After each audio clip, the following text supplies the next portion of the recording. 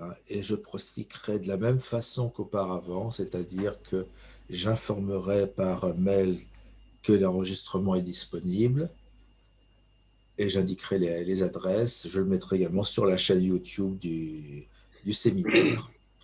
Donc voilà, aujourd'hui, c'est Jean-Jacques Cabas qui va intervenir. Jean-Jacques Cabas qui fait partie des fondateurs de ce séminaire. Et donc aujourd'hui, il va reprendre un thème qu'il avait commencé à évoquer l'année dernière avec la nomination d'un directeur chinois, Monsieur Tudong, à la FAO, et il va s'interroger sur la manière dont le multilatéralisme est mis en pratique depuis cette nomination. Jean-Jacques, je te passe la parole. Merci Thierry pour cette introduction. Vous m'entendez bien, il n'y a pas de souci là? Pas de problème de ce qui me concerne. D'accord. Alors écoutez, effectivement, comme l'a dit Thierry, cet exposé, c'est dans la suite de ce que j'avais commencé l'année dernière. C'était en fait le 5 février. Et à l'époque, j'avais commencé en disant, finalement, pourquoi est-ce qu'on s'intéresse à ce sujet? Alors, c'était quelque chose d'assez évident dans la réponse, puisque quand même, la FAO, ce n'est pas une organisation internationale mineure, c'est quand même elle qui, de par son existence, produit des normes et puis produit des référentiels de développement. Et c'est quand même la raison pour laquelle la Chine s'est quand même beaucoup battue pour être élue à la tête de cette organisation et même élue au premier tour, avec notamment le soutien des États africains. Et alors, lorsque j'ai commencé l'année dernière mon exposé, je disais que la situation était quand même très récente pour avoir une vision claire du programme, on va dire, politique du nouveau directeur général, sans donner à celui-ci plus de pouvoir qu'il ne peut en avoir dans une organisation qui est une organisation quand même interétatique. Hein. Et les orientations étaient quand même autour de quelques thèmes. Si je me souviens bien, j'en avais quand même listé à peu près 6 que l'on va reprendre d'une manière ou d'une autre, parce que certains vont être un petit peu développés et même affirmés. Voilà. Et puis d'autres mis un petit peu bizarrement, non pas de côté, mais dont on ne comprend pas véritablement la mise en œuvre. Alors d'abord, il est évident que dans le contexte actuel international, le directeur général insistait beaucoup sur la réalisation des 2 premiers objectifs des objectifs du développement durable, objectifs 1 et 2, lutte contre l'extrême pauvreté, lutte contre la malnutrition. Ça, c'était les 2 premiers points qui reviennent d'ailleurs encore très souvent dans son discours. Le deuxième point qui a été développé par lui, c'était son initiative qu'il appelle Main dans la main, Hand in Hand, et sur lequel je reviendrai dans un instant. Le troisième axe que l'on observait, c'était tout simplement que le directeur général, donc je parle du nouveau bien évidemment, était plutôt orienté sur les questions de développement et moins sur les normes. Le quatrième point, c'était son insistance avec laquelle il tendait à mettre en avant les questions de technologie, de développement grâce à la mise en œuvre du digital dans les pays. Donc une approche très révolution verte, et ce qui se manifestait par l'existence d'un petit comité scientifique qu'il avait autour de lui, et j'y reviendrai. Le cinquième point, c'était sur les fameux partenariats publics-privés dont il ne cesse sur lequel il ne cesse de s'asseoir, puisque pour lui, c'est vraiment la clé du développement.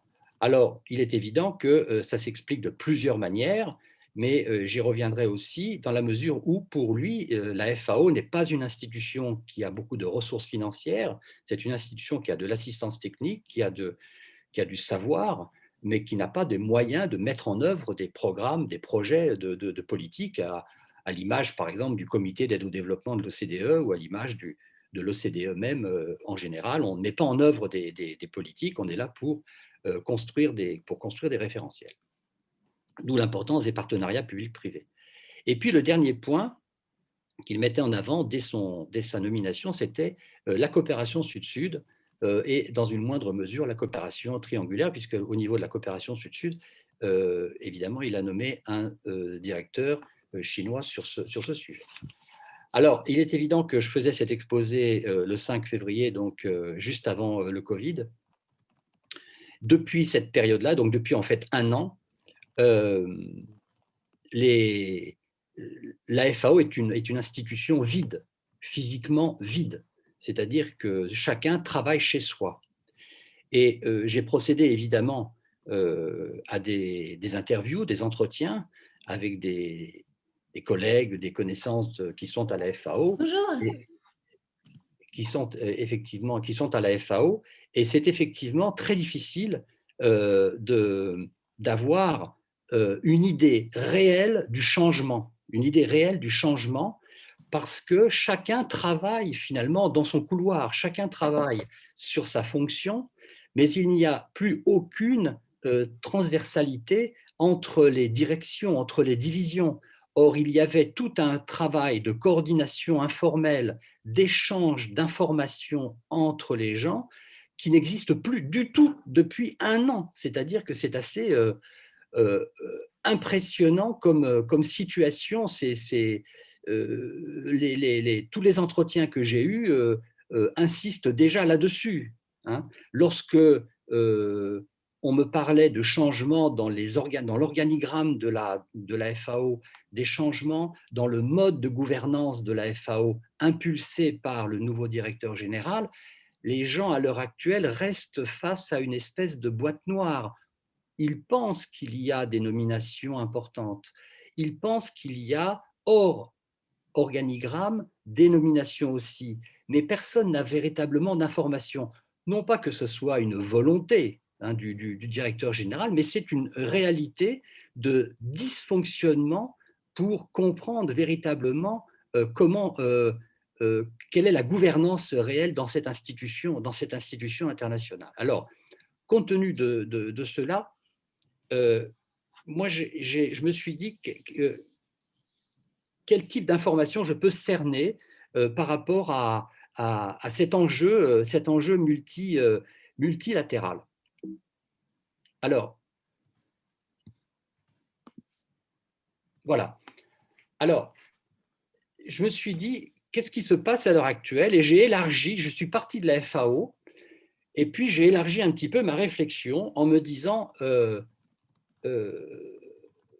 bon, on est face à un multilatéralisme par définition où ce sont les États qui sont représentés, un multilatéralisme interétatique.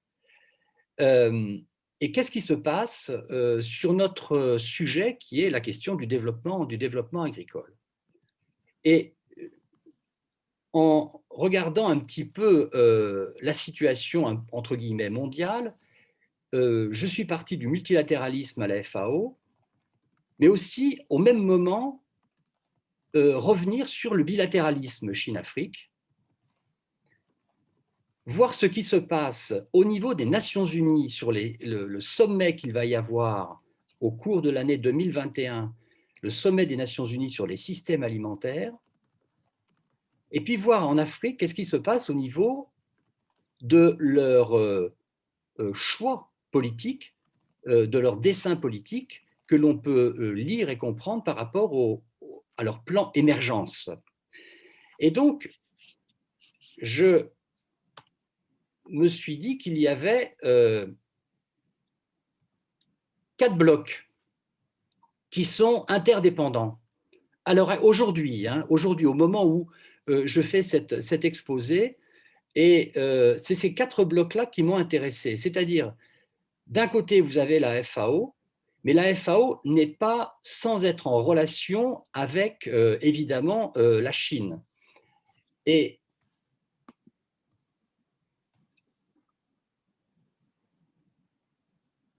l'Afrique, dans la captation de toutes ces informations et de tous ces référentiels, est elle-même reliée évidemment à la Chine et elle-même reliée au sommet des Nations Unies sur les systèmes alimentaires. Et donc, c'est ce bloc-là auquel j'essaie de donner un peu de l'intelligence. Voilà. Alors, je reviens donc, point de départ, sur la FAO et quelques-unes de ces initiatives. Il y en a bien évidemment plusieurs, encore une fois, parce que c'est une énorme machine dans laquelle il y a des directions très différentes les unes des autres, mais il y en a quand même, il y a quelques points qui me semblaient importants de mettre en avant. Le premier, je reviens, c'est sur ce fameux projet Hand in Hand à la FAO. Ce projet Hand in Hand à la FAO, je vais y revenir dans un instant, est le projet considéré comme phare par le nouveau directeur général. Et puis, il va y avoir aussi la réunion qu'il y a eu lieu en février 2021 du comité sécurité alimentaire de la FAO, le codex Alimentarus 2020-2025, et puis les projets mis en avant de coopération sud-sud et éventuellement de coopération triangulaire. Alors, l'initiative Main dans la main est une initiative qui concerne les pays qui sont considérés comme étant en déficit d'investissement et qui sont considérés comme étant en déficit d'informations statistiques pour que justement les investisseurs privés puissent trouver des opportunités de positionnement. Alors ici sont indiqués les pays bénéficiaires ici en rose. On a une liste prioritaire qui a été élaborée par le directeur général. Et ici, vous avez notamment le Mali, le Burkina, le Niger, etc. en Afrique, les pays qui nous intéressent, ainsi que les pays d'Europe centrale. Bien évidemment, vous n'avez pas, en tant que tel, l'Afrique du Sud, pas considérée comme un pays ayant un déficit ni d'investissement, ni de savoir.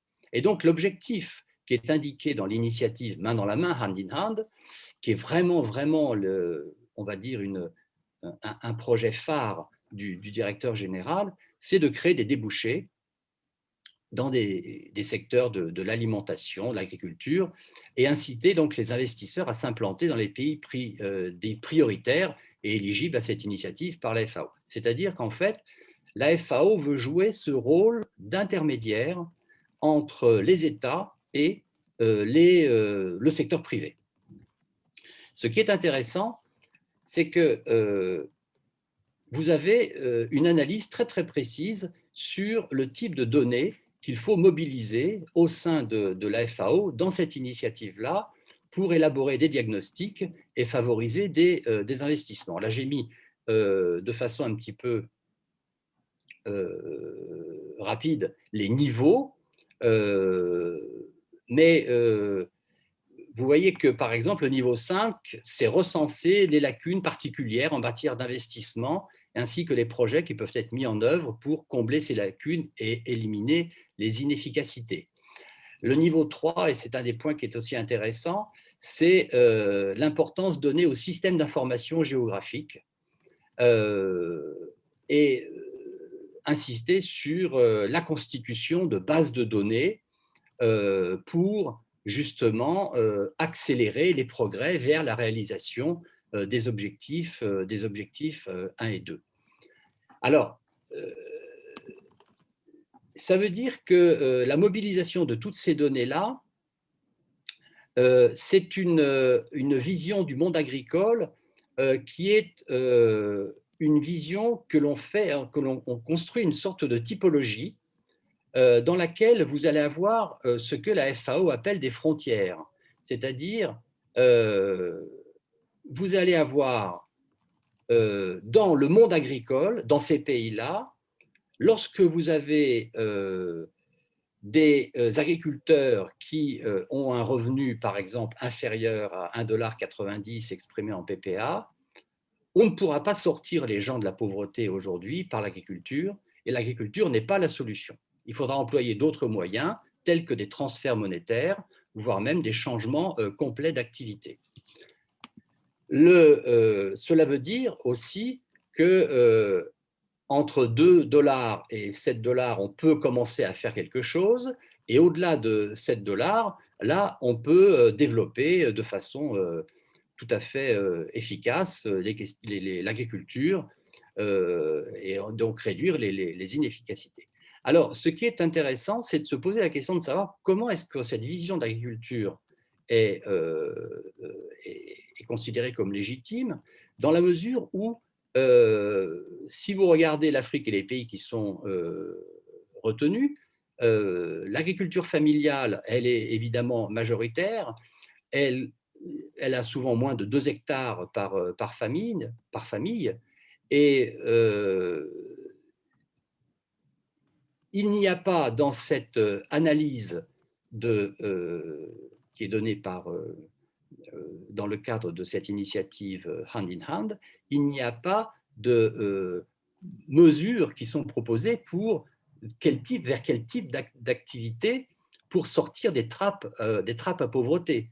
Est-ce que l'on va considérer que ce sont des gens qui vont être toujours assistés, ou est-ce que ce sont des gens qui vont, par le sacro-saint pouvoir du marché, pouvoir se déplacer dans les villes ou pouvoir avoir une activité industrielle dont on sait ou de services dont on sait pertinemment qu'elles sont extrêmement faibles en Afrique. Alors, où en est-on? Alors, lorsque je questionne les gens par entretien,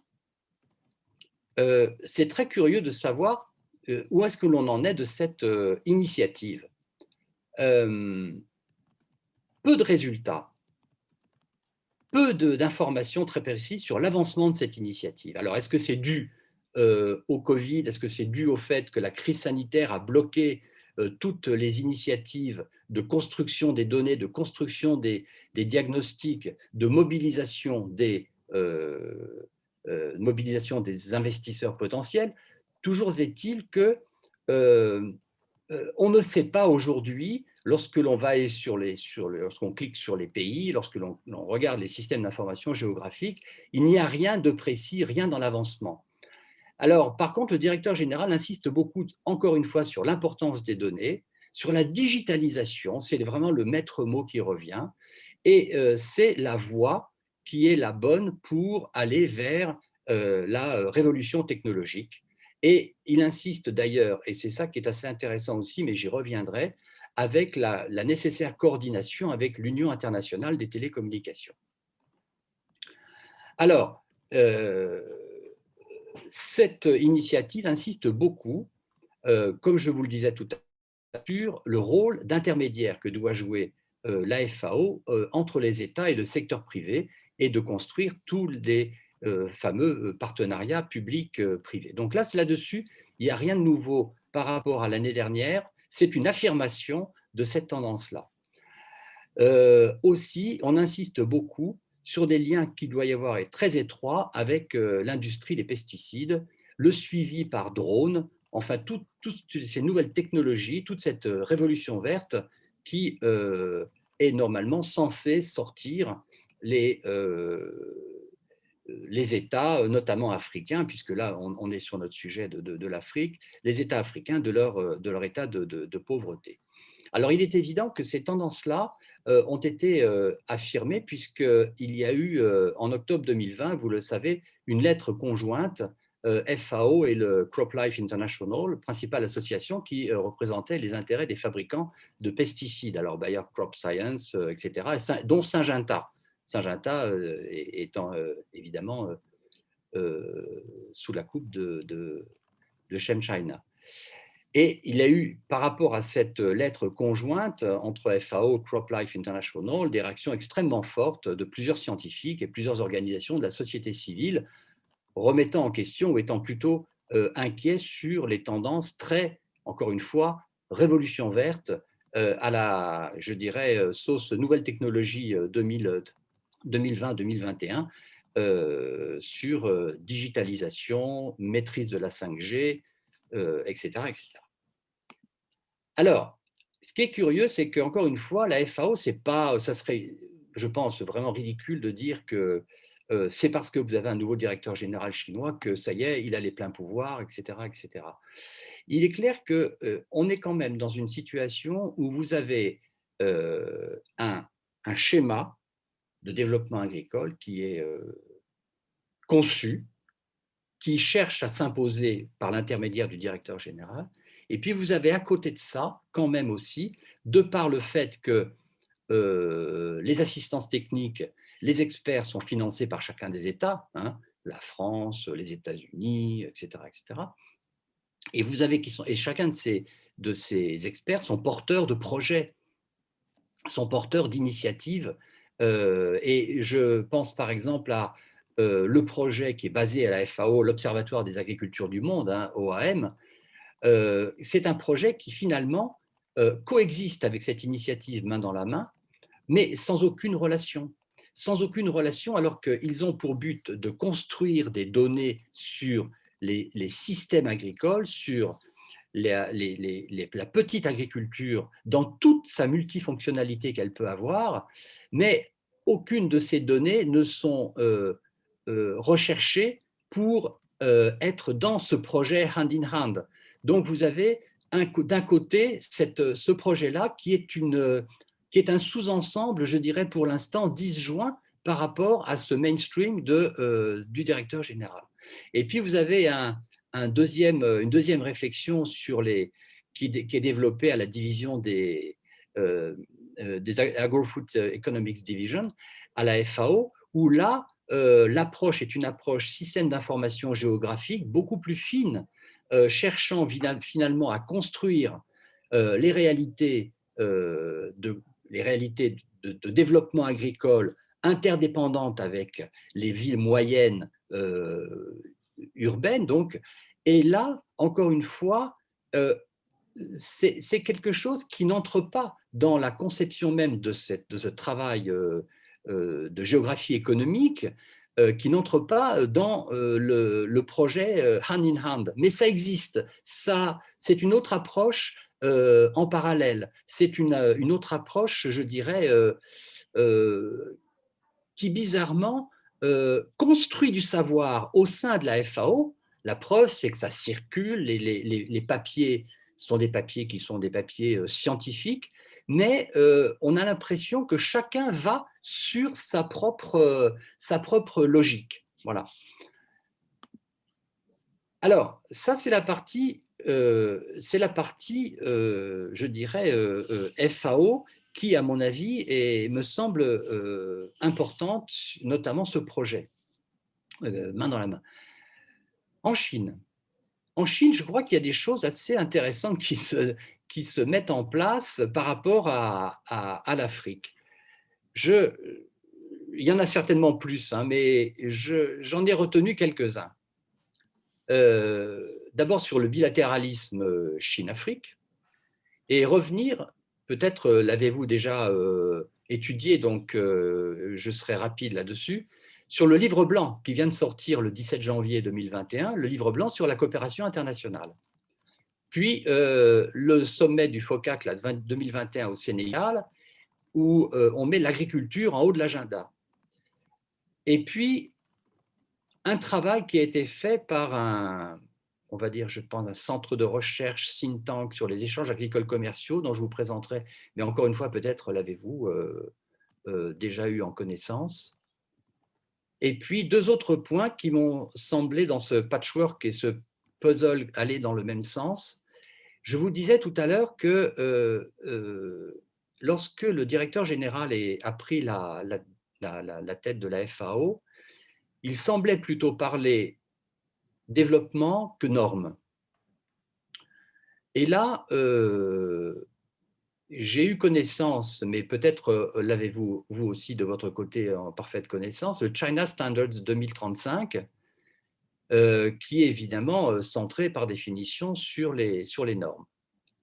Et puis, troisième point, et plusieurs personnes ont attiré mon attention sur ce think tank, dont Thierry Perrault, sur ce think tank que je dirais peut-être sans du tout être négatif ou quoi que ce soit, assez pro-chinois, qui s'appelle Development Reimagined. Dans toutes ces approches-là que je présente de manière un petit peu éclatée, je pense qu'il y a quand même un point central qui est celui du transfert de modèles de développement et en insistant ou confirmant la question d'un modèle de développement basé sur l'usage de pesticides, l'usage d'insecticides, l'usage de semences sélectionnées, l'usage de la concentration nécessaire de la terre pour arriver à des agropoles. Et donc là, il y a quand même une espèce de point commun dans tout ça sur lequel je vais revenir. Le livre blanc sur la coopération internationale est un livre blanc qui, je serai très rapide là-dessus, mais on va retrouver un point commun avec ce qui a été dit précédemment dans l'initiative Hand in Hand. Dans le discours, évidemment, il n'y a rien de nouveau sous le soleil. Il s'agit de se démarquer des modèles de coopération nord-sud. Et la Chine montre sa spécificité dans toute sa capacité, comme étant le plus grand pays en développement, à avoir la légitimité de dialoguer avec les autres pays. Ça, c'est le point initial.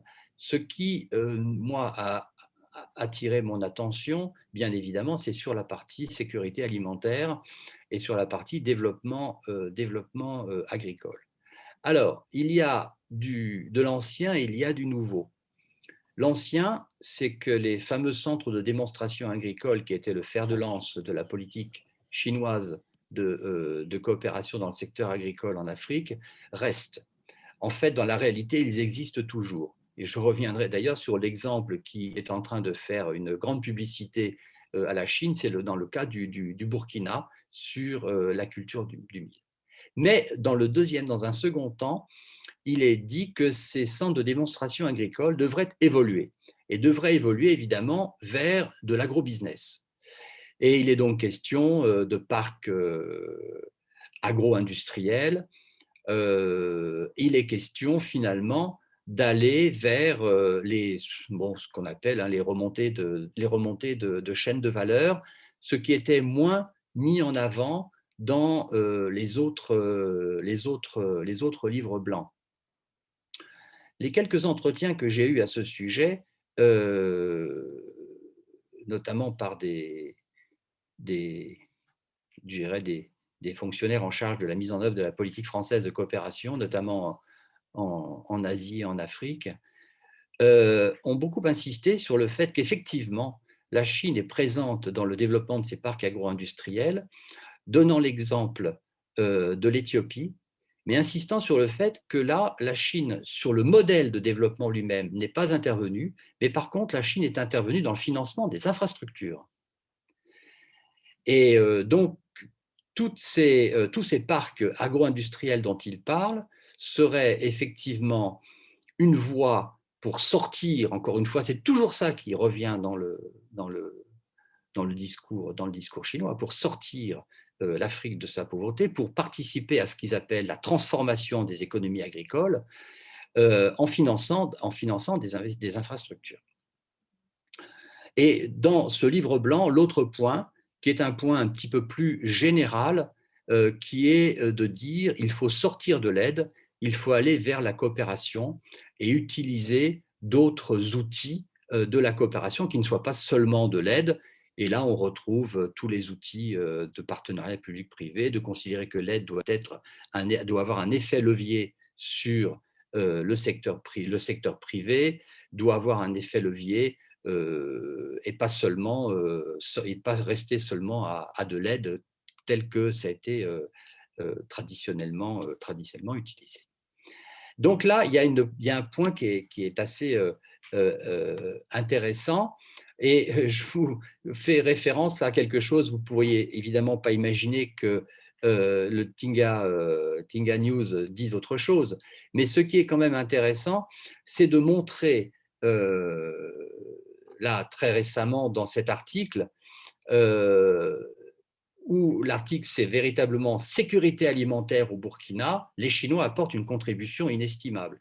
Et là, c'est une contribution inestimable sur tout simplement le développement de la culture du mil sur une toute petite superficie, en disant mais regardez ce qui se passe pendant la saison sèche, on est dans une situation où le mil il est déjà sorti de terre, tout va très bien. Grâce à quoi? Grâce à la technologie chinoise, grâce aux pesticides et aux engrais qui sont utilisés grâce à la technologie que l'on va pouvoir développer vers les autres paysans chinois. Donc on est les autres paysans burkinabés, pardon. Et donc on est encore une fois dans ce discours qui est un discours très, je ne vais pas dire, oui, productiviste, hein. C'est-à-dire que c'est très bien de faire une augmentation des rendements. Après, toute la question, c'est de savoir qu'est-ce qui va se passer si jamais on utilise avec autant d'engrais et autant de produits phytosanitaires ce mode de culture sur les sols. Donc, ce qui est intéressant, par contre, c'est de voir que dans ce livre blanc, même si on va parler de temps en temps d'écologie, d'environnement, de protection de l'environnement, etc., il n'est fait aucune référence aux questions agroécologiques, voire à un autre modèle de développement agricole.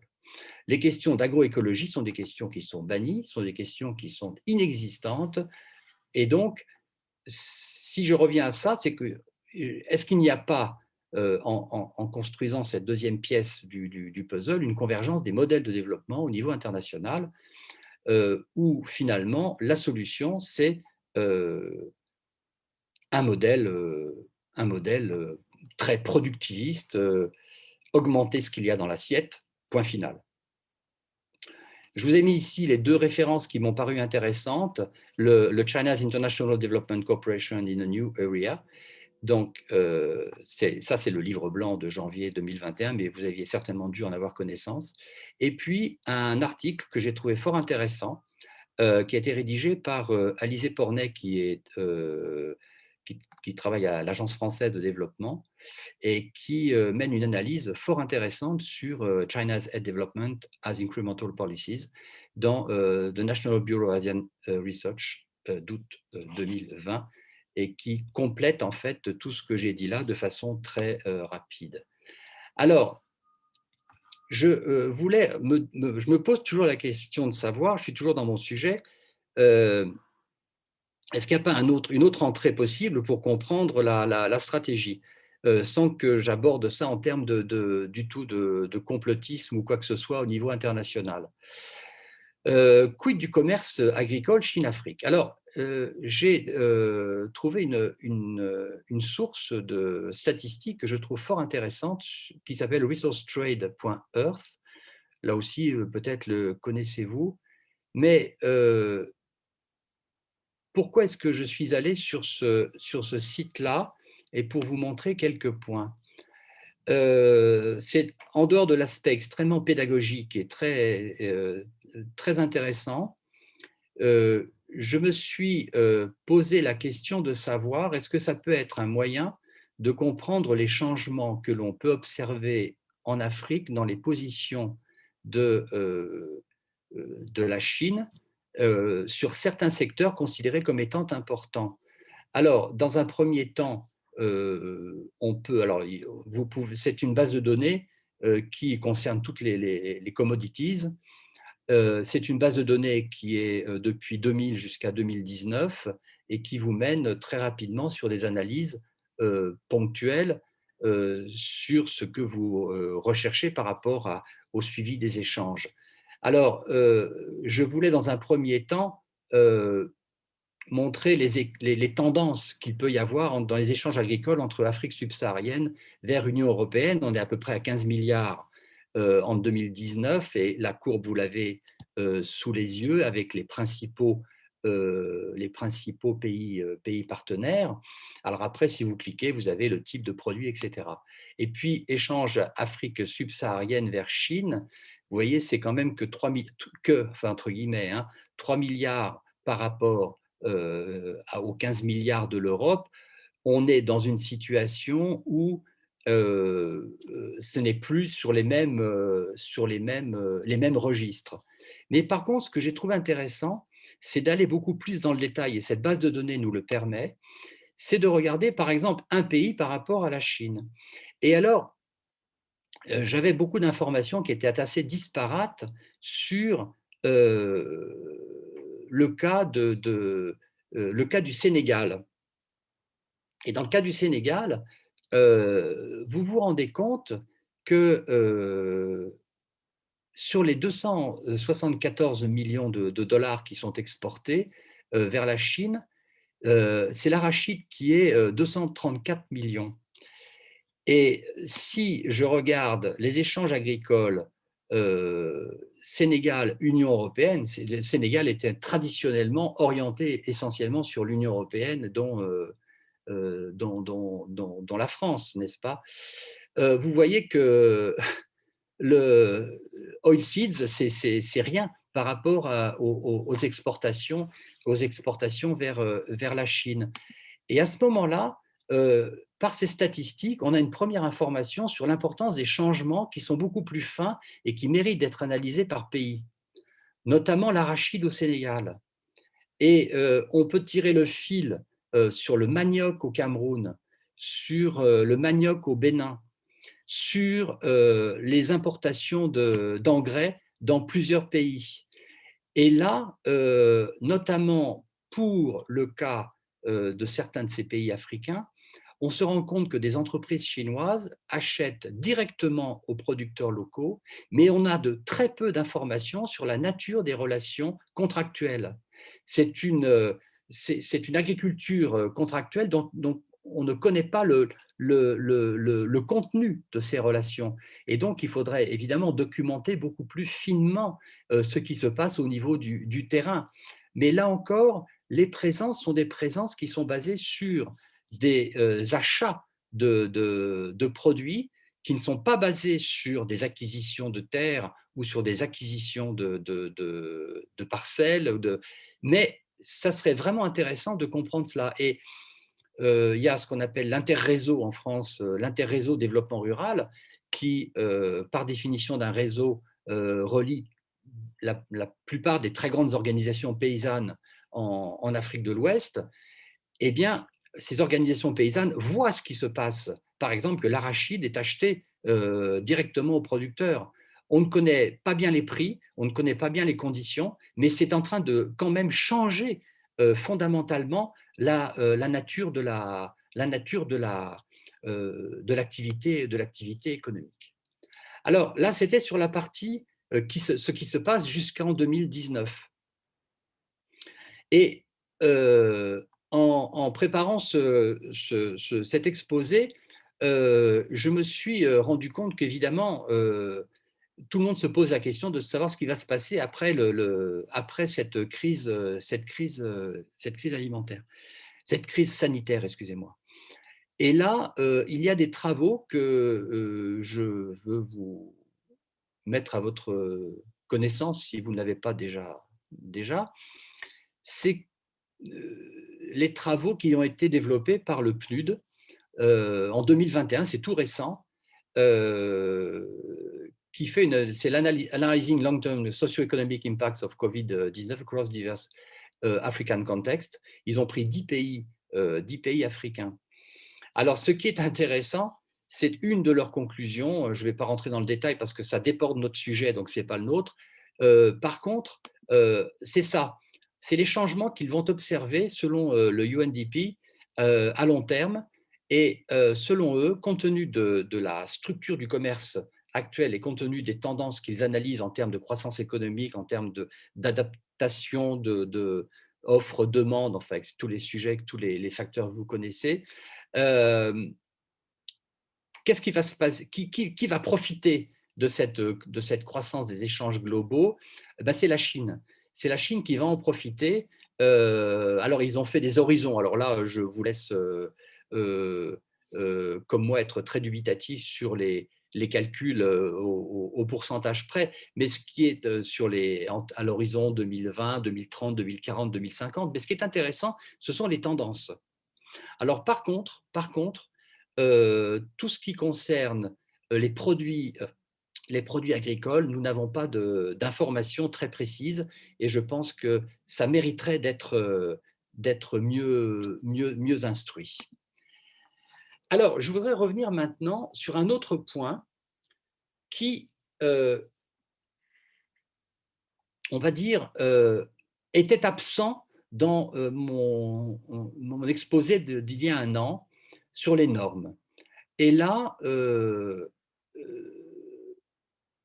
encore une fois, dans les discussions, dans les entretiens, que ce soit avec des responsables de la coopération française, plusieurs se sont non pas inquiétés, mais se sont dit, il y a quand même ce China Standards 2035 et c'est donc la question des normes et insistant sur de nouveaux secteurs stratégiques. Alors, c'est les réseaux 5G, biotechnologie, développement des vaccins, bon voilà, robotique, drone, nouvelles technologies, technologie verte et véhicules autonomes. Ça nous intéresse moins pour nous, mais ça fait, ça a un impact évidemment.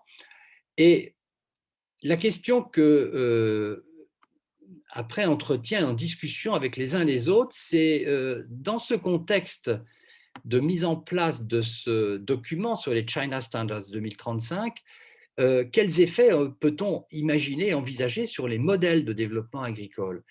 Et là, peut-être qu'il est trop tôt pour l'envisager, mais il n'empêche qu'une des fonctions de la FAO, c'était quand même, et c'est toujours, de réfléchir sur les questions de développement agricole, de construire des modèles de développement agricole, mais aussi d'élaborer des normes. Et là, et notamment des normes sur les produits phytosanitaires, des normes sur les semences, enfin voilà, tout ce qui va concerner ce secteur-là. Et là, à l'heure actuelle, on reste sur un moment où la Chine est sur ce terrain-là, je dirais, mais il faut aussi bien voir, je crois, que la Chine, à l'Union internationale des télécommunications, a réussi à imposer ses normes. Et donc là, qu'est-ce qui va se passer au niveau de la FAO? Là, à l'heure actuelle, on n'a pas de... très curieusement, les acteurs à la FAO n'ont pas connaissance des éventuels impacts de ce China Standards 2035. Mais par contre, je suis là récemment, j'ai été amené à lire une petite analyse que je trouve vraiment pertinente, développée par le secteur, le service des études économiques du Crédit Agricole, qui, je ne vais pas dire tire la sonnette d'alarme sur ce China Standards 2035, mais insiste sur quand même toutes les conséquences qu'il peut y avoir à la mise en place de cette dynamique. Et le bulletin d'analyse économique du service économique régional de Pékin, en juin 2020, a sorti une analyse à ce sujet qui montre toute l'ampleur qu'il peut y avoir à cette initiative, enfin du China Standards 2035. Quel lien y aura-t-il entre ces standards que la Chine cherche à appliquer, que ce soit dans la 5G, etc., dans tout ce que j'ai dit, et les liens avec les processus de développement agricole? Ça reste pour l'instant, me semble-t-il, à ma connaissance et compte tenu de ce que je sais, peut-être embryonnaire pour répondre de manière très précise, mais il est clair que ce n'est pas neutre. Ce n'est pas neutre. Et il y a une porosité, qu'on le veuille ou non, entre ce qui va se construire en Chine et ce qui va être relayé dans une organisation internationale comme la FAO sur la question agricole. Dernier point sur ce qui se passe en Chine. Moi, mon attention a été attirée, comme je l'ai dit tout à l'heure, sur ce think tank. Alors, je ne vais pas du tout lui donner une ampleur que ce think tank n'a pas ou le surdimensionner, ça serait un peu ridicule. Mais je veux juste dire que ce think tank, de par ce qu'il véhicule comme analyse, cherche quand même à construire un référentiel de modernisation et de transfert de modèles. Je vous ai repris un extrait. Je ne pense pas que l'extrait soit mensonger par rapport à l'ensemble de l'article. Mais ce think tank vous dit, de toute façon, nous sommes là pour construire avec les pays africains des modèles de développement qui sont donc à réimaginer. Et puis, à chaque fois, il y a le développement d'une idée. Et ensuite, on continue très souvent et on termine en disant, on peut tout à fait utiliser le marché des engrais et on peut s'inspirer ce qu'a fait la Chine. Voilà. Et donc, tout ceci contribue à construire un modèle de modernisation, un référentiel de modernisation très révolution verte. Troisième point au niveau international, c'est le sommet des Nations Unies sur les systèmes alimentaires qui va se tenir en 2021.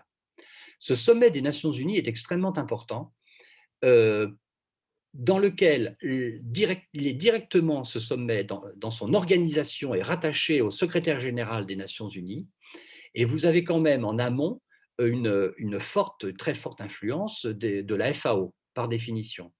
Et d'ailleurs, le nouveau directeur général, enfin le directeur général actuel de la FAO, ne cesse que de rappeler l'importance de ce sommet des Nations Unies sur les systèmes alimentaires.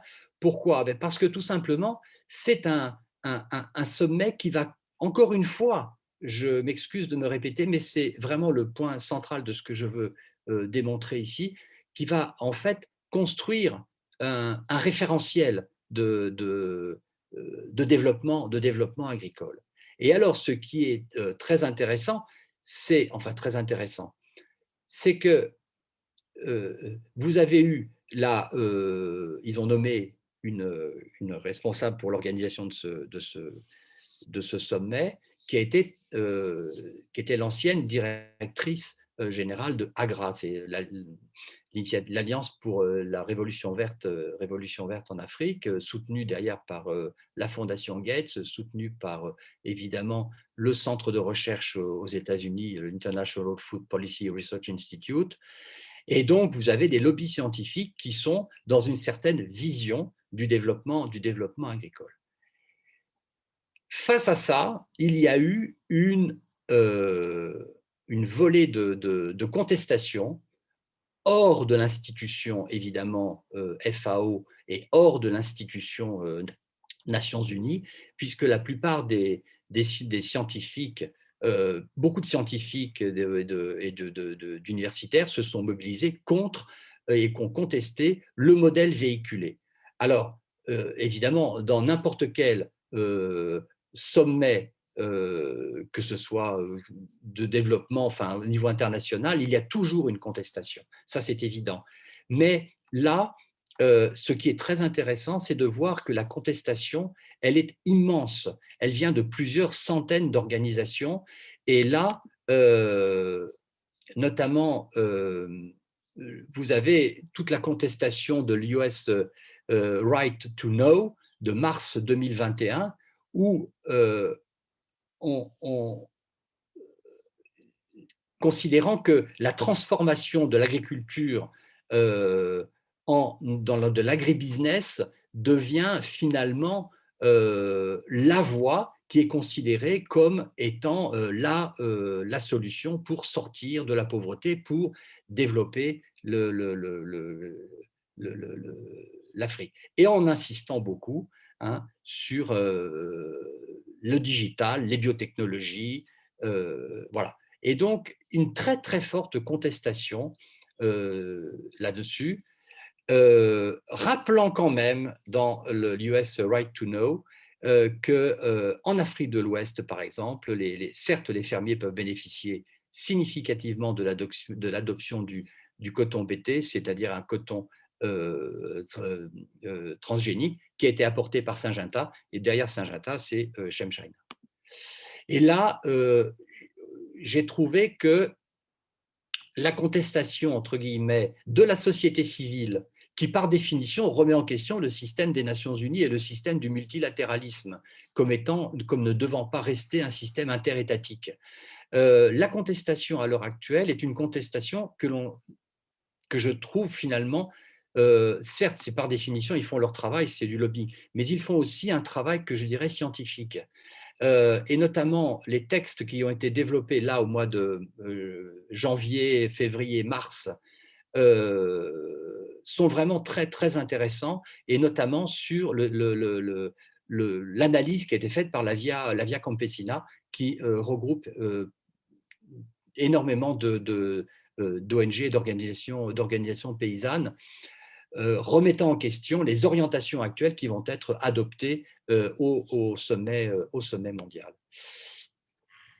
Quatrième point pour essayer de comprendre un peu comment se construit ce puzzle, c'est l'analyse des plans émergence en Afrique. Alors, pourquoi est-ce que vous allez me dire quel est le rapport avec la FAO, quel est le rapport avec le bilatéralisme de la Chine, quel est le rapport avec le UN Food System? Eh bien, tout simplement parce que lorsque l'on regarde les plans de développement qui sont développés et construits en Afrique, et que l'on regarde la partie agricole, en fait, il y a deux choses à dire. D'abord, tous ces plans émergence en Afrique sont des plans qui accueillent le référentiel Révolution verte, qui accueillent le référentiel insister sur les agropoles, insister sur la concentration des moyens, sur les augmentations de productivité. Et donc, évidemment, tous ces plans émergents sont pour la plupart été faits par les grands bureaux d'études, que ce soit les McKinsey, BCG, etc., etc. Donc, en fait, ils ont la même texture. Ça veut dire que finalement, le discours véhiculé dans les plans de développement et dans les plans émergence en Afrique, et le discours qui est véhiculé au niveau international, que ce soit en Chine, que ce soit à la FAO, que ce soit aux Nations Unies, sont des discours tout à fait cohérents. On confirme un modèle de développement ici. Alors, tant pis pour la petite autopromotion, je suis désolé, mais on a étudié ça en détail, les futurs pour l'agriculture dans les plans émergence des gouvernements africains, et c'était publié dans un ouvrage qui vient de sortir, la Prospective du développement chez Cartala. Et donc, on fait l'analyse justement du contenu qu'il y a réellement dans ces plans de développement, dans lequel eh bien, les questions de transition agroécologique ne sont absolument pas abordées, les questions d'inégalité dans la répartition des terres pas abordées, les conflits fonciers pas abordés, la question du futur de l'agriculture familiale pas abordée, mais par contre on reste sur un mythe qui est celui, eh bien il faut développer par l'agro-business. Alors, de ce que j'ai dit là, la vue d'ensemble, c'est un modèle qui est quand même un modèle très, très révolution verte, comme je viens de le dire. C'est la 5G, la digitalisation, les produits phytosanitaires, les chaînes de valeur, et le paradigme de transition agroécologique ne s'impose pas. Alors, encore une fois, dans cette vue d'ensemble, je voudrais juste terminer sur 5 points. La question de la transition agroécologique ne s'impose pas ni dans le discours chinois, ni dans les grands référentiels qui vont structurer les décisions de politique d'aide et d'investissement de la plupart des grands acteurs. Premièrement, et donc revenir sur transition agroécologique, de quoi est-ce que l'on parle? Deuxièmement, pourquoi est-ce qu'on ne parle pas des spécificités démo-économiques de l'Afrique subsaharienne? Troisièmement, un contexte de très très faible financement de l'agriculture en Afrique par les bailleurs de fonds et les États. Et c'est dans ce contexte-là que l'on va retrouver évidemment la Chine.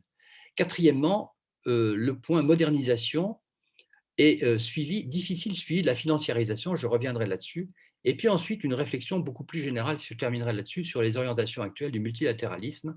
Est-ce que l'on parle vraiment de coopération comme c'est indiqué dans les textes, notamment par la Chine, ou plutôt de coexistence et de conflit entre grandes puissances? Transition agroécologique, de quoi est-ce que l'on parle? Eh bien, c'est une expression, je dirais, un petit peu fourre-tout. C'est une expression dans laquelle il y a nécessairement à instruire et documenter cette approche-là, car il n'y a pas de consensus au niveau scientifique et au niveau je dirais, de ceux qui vont instrumentaliser éventuellement cette approche en termes de transition agroécologique. Et deuxièmement,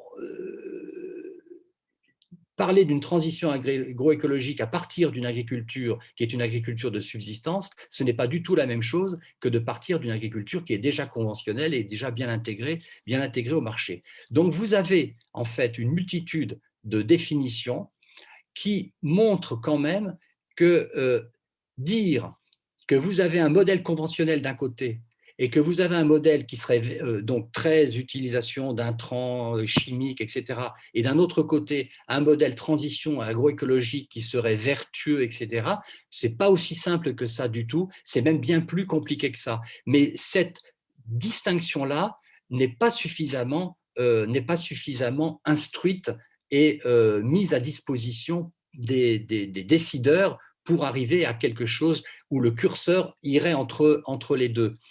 Ça, c'est un petit exemple pour vous montrer que quand on parle d'agroécologie, on parle de plein de choses très différentes et on parle surtout en fonction des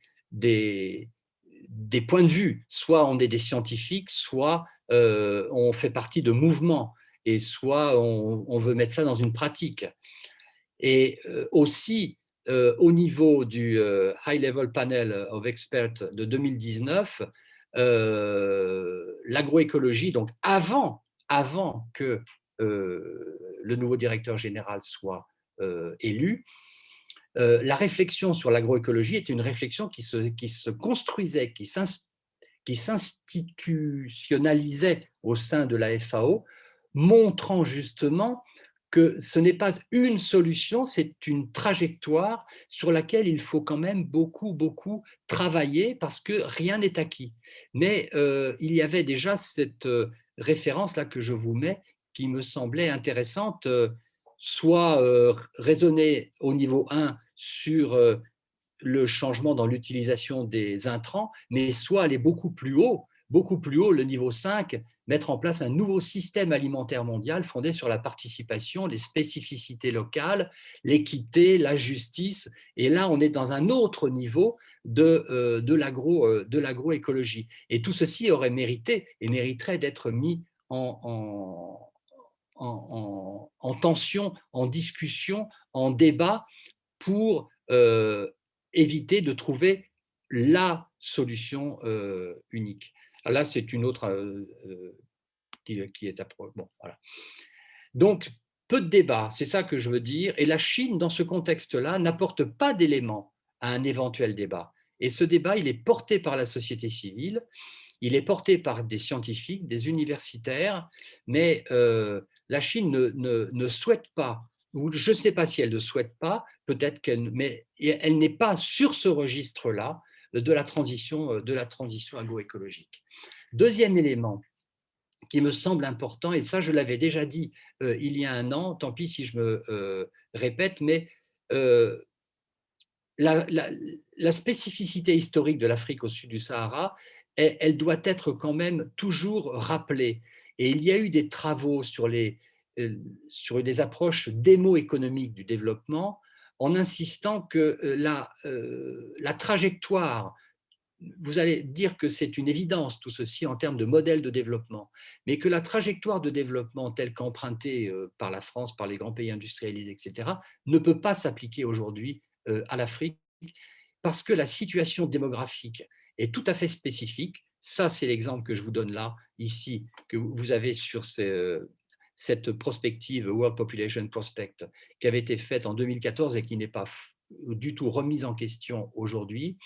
Et vous avez certes une partie de la population rurale qui va diminuer en pourcentage jusqu'à l'horizon 2040-2050, mais vous allez avoir un nombre, compte tenu des indices de fécondité, vous allez avoir un nombre de ruraux qui va continuer à augmenter en valeur absolue. Donc, vous allez avoir, du fait de la croissance démographique, chaque année, un nombre d'entrants sur le marché du travail en zone rurale en Afrique qui va passer de 13 à 18 millions de personnes nouvellement sur le marché du travail. Il va bien falloir les embaucher ou qu'elles aient une activité économique. Et si jamais on dit qu'il va falloir que ces nouveaux jeunes actifs sortent de l'agriculture, il faut bien se demander où est-ce qu'ils vont aller. S'ils vont aller en ville, je ne sais pas trop pourquoi faire et personne ne sait pourquoi faire. Si c'est pour aller dans le secteur manufacturier, on demande lequel.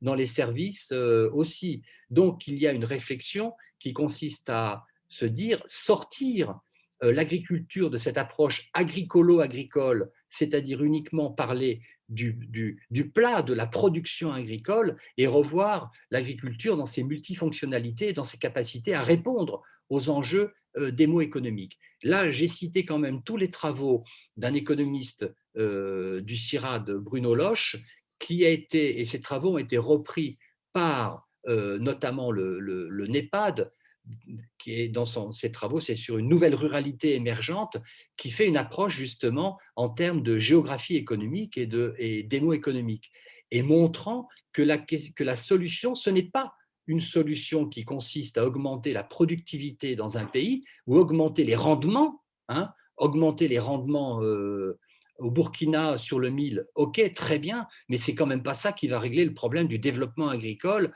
avec des résultats, comme le dit l'agence de Chine, qui va avoir des résultats absolument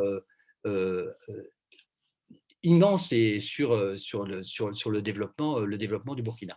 Et donc, cette dimension-là, cette référence à la spécificité historique, par exemple, on n'y fait pas référence, notamment dans les travaux de la Chine et par la Chine dans ses travaux, notamment sur le livre blanc, et à la FAO, ça reste encore très marginal. Troisième point dans cette vue d'ensemble, les États africains et les bailleurs de fonds, on est dans une situation, plutôt, excusez-moi, où les États, les bailleurs de fonds, n'ont pas financé l'agriculture à la hauteur de ce qu'ils annonçaient et à la hauteur des besoins. Alors là, je serai très rapide là-dessus parce que ça dépasserait. Mais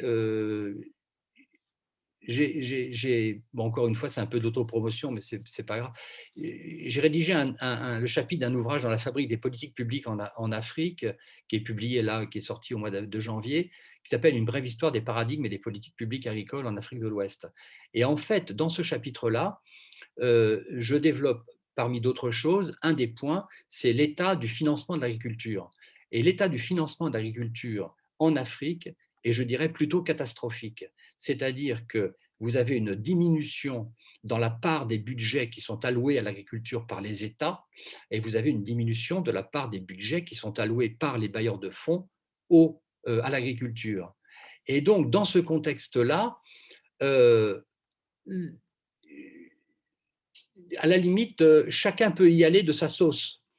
Et chacun peut y aller de sa sauce, et tout ce qui va être le plus facilement mobilisable pour financer l'agriculture sera le bienvenu, le bienvenu. Et donc, on s'interroge de plus en plus, évidemment, sur le contenu même des politiques agricoles par rapport à ces questions d'orientation d'agriculture en termes de transition agroécologique, biodiversité versus révolution verte. Et on s'interroge aussi, évidemment, sur le devenir avec les bailleurs de fonds, avec les alliances. Et ça va être très intéressant de suivre le discours qui va être mobilisé au niveau du sommet qu'il va y avoir au Sénégal avec la Chine, parce que le discours qui va être mobilisé va être un discours très, je suppose, encore une fois, très concentration des moyens, agropole, parc industriel, parc agro-industriel, et la partie agriculture familiale, la partie toutes ces agriculteurs qui ont 1, 2 hectares, qu'est-ce qu'on va en faire? Là, ce n'est pas tellement la question. Et alors, ce qui est intéressant pour montrer justement qu'il n'y a pas d'un côté le mauvais et d'un autre côté le gentil, ça serait quand même un petit peu trop simpliste, une étude très récente là, vient d'être menée sur l'agroécologie et quels sont les financements qui sont octroyés à l'agroécologie. Alors évidemment, ici, il n'y a pas la Chine en tant que telle, je pense que ça serait vraiment extrêmement faible, mais vous regardez ce qui est financé et qui serait directement axé sur l'agroécologie. Vous voyez que c'est quelques pourcents seulement de la partie de l'aide publique au développement qui est octroyée à l'agroécologie. La Suisse, d'accord, c'est 50%, mais si vous regardez le montant total de l'aide suisse, c'est quand même extrêmement faible. Donc ça veut dire que personne n'a pour l'instant de leçon à donner sur le financement du secteur agricole et encore moins sur la transition agroécologique. Alors, deux derniers points pour terminer et pour ne pas abuser de votre patience. On a parlé beaucoup là pour l'instant de modernisation. On a parlé beaucoup de modernisation du secteur agricole type révolution verte.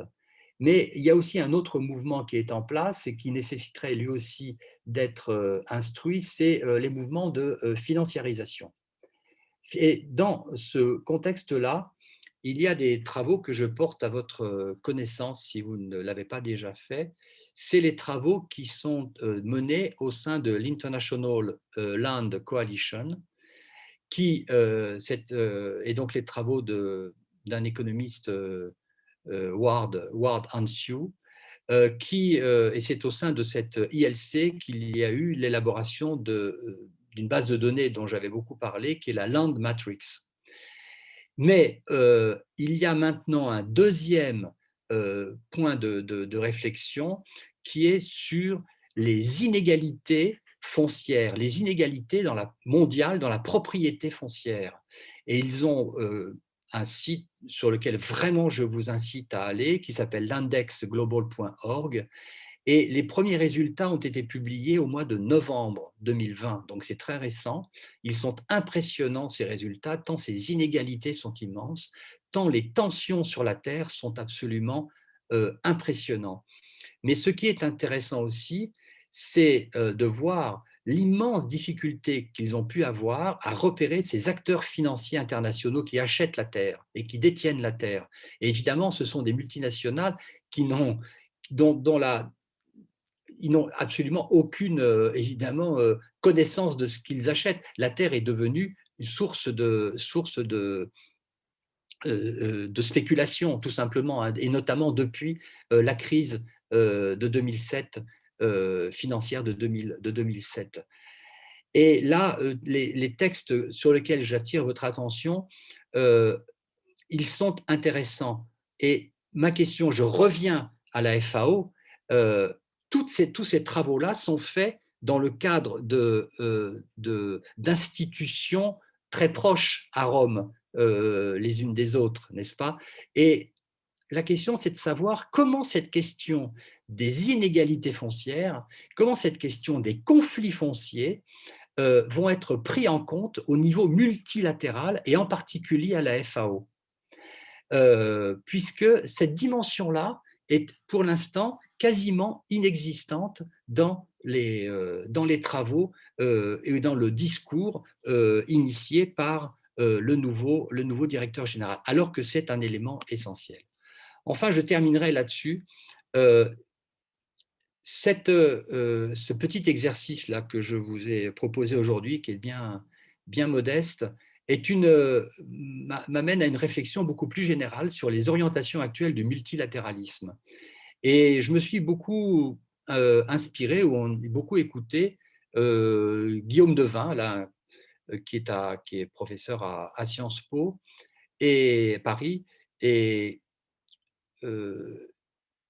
il en arrive à une des conclusions parmi toute sa réflexion, hein, que je ne vais pas développer, ça déborderait largement notre sujet, à se demander soit on reste dans un multilatéralisme de coexistence entre grandes puissances qui vont en fait avoir comme objectif de construire qui sera le plus fort que l'autre, quoi, qui sera le plus gagnant sur un certain terrain. Un multilatéralisme de coexistence entre grandes puissances, donc interétatique. Et par rapport à ça, on aurait pu imaginer qu'il y ait un multilatéralisme de coopération qui met en avant, dans le cadre du multilatéralisme, qui met en avant des sujets qui sont problématiques, c'est-à-dire qui permettraient d'arriver à une coopération positive.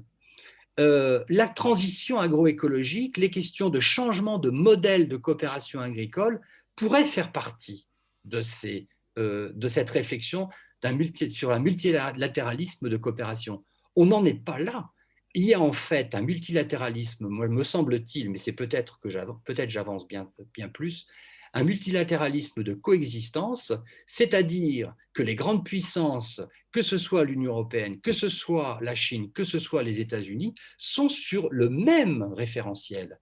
Et elles cherchent en fait à s'imposer sur le même référentiel. Et il n'y en a pas une qui cherche à proposer et à discuter un autre modèle de développement, et en particulier de développement agricole. Voilà, c'est ça que je voulais vous dire. Sans du tout être pessimiste sur ce qui se passe, je crois qu'il y a de la part des scientifiques, de la société civile, une place encore à jouer parce que le débat en mérite véritablement qu'il existe. Voilà, merci beaucoup. Merci beaucoup Jean-Jacques pour cet exposé qui nous amenait très loin. Je dois avouer que je ne sais pas trop comment intervenir comme je le fais d'habitude dans la foulée, car c'est plutôt des réflexions très vagues qui m'apparaissent à l'esprit. Alors je vais simplement d'abord pour commencer en retombant sur des choses tout à fait concrètes, en parlant du think tank, en fait le cabinet de conseil développement Reimagine, qui est, pour ceux qui ne le connaissent pas, est un cabinet qui a été créé par une femme assez remarquable, qui est d'origine kenyane, et qui s'est installée à Pékin pour faire ce cabinet. Et effectivement, elle est entourée d'un certain nombre de personnes et qui sont très actives avec elle. Et son objectif, c'est effectivement de développer les échanges économiques. Mais ce qui est assez intéressant, de mon point de vue, c'est pour ça que j'ai été amené à en parler plusieurs fois, c'est qu'elle essaye de garder une certaine distance par rapport à ce qu'elle voit.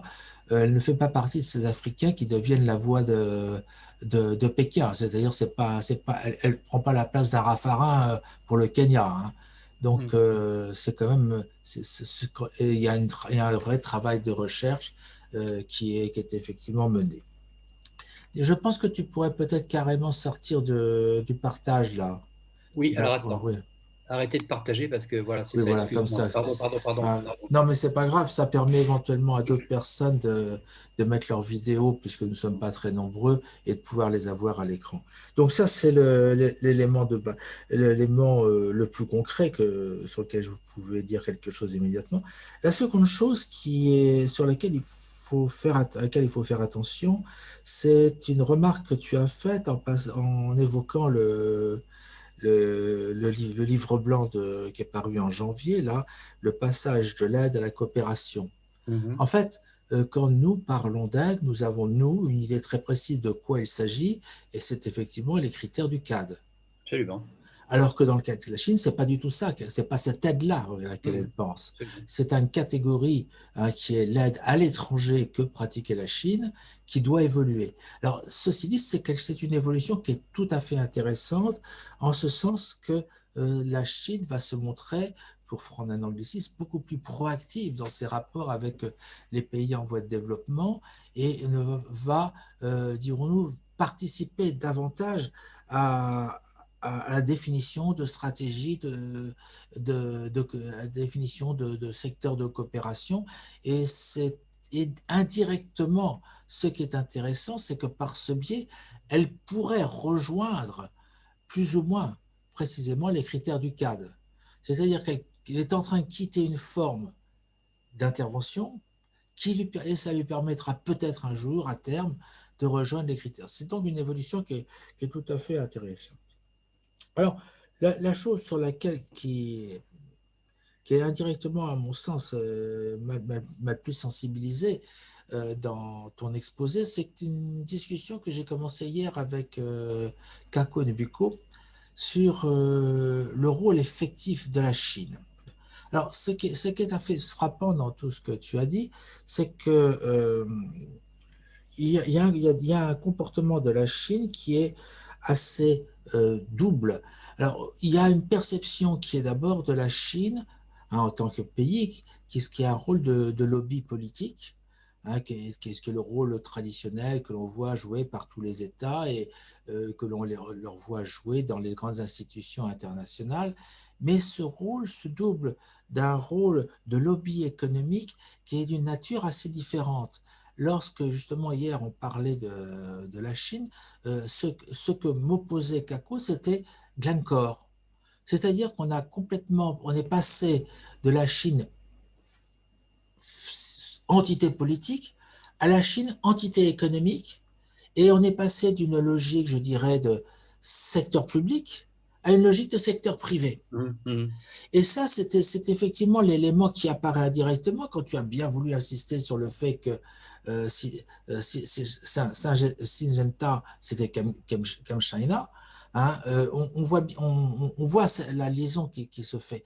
Mais ça, et là, c'est quelque chose qui n'est pas une pensée qui est formulée, structurée, mais ça me renvoie à la réforme économique chinoise telle qu'elle a été entreprise à partir des années 90. C'est-à-dire qu'on a eu une dématérialisation des actifs d'État pour aboutir à une financiarisation du pouvoir économique.